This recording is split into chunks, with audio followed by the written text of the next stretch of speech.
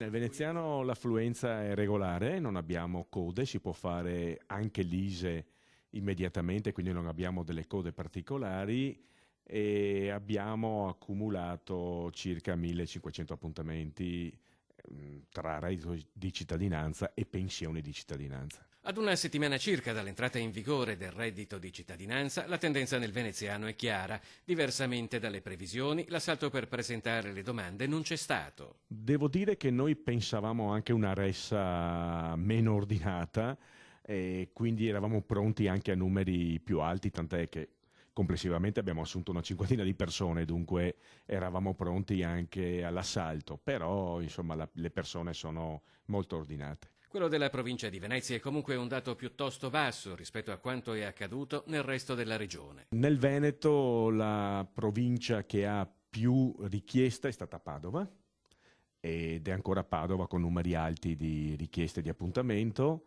Siamo a circa 4.800 domande complessivamente accumulate fino ad oggi e le altre province sono un po' più basse come numero, siamo su una media di 2.000-2.500 appuntamenti a provincia. Si tratti di Venezia o del Veneto, ciò che appare chiaro è che in ogni caso per il reddito di cittadinanza non ci saranno né code né tantomeno resse. Secondo me resterà così per tutto il mese e per la prima quindicina di aprile, poi andrà a calare verso la fine di aprile-maggio.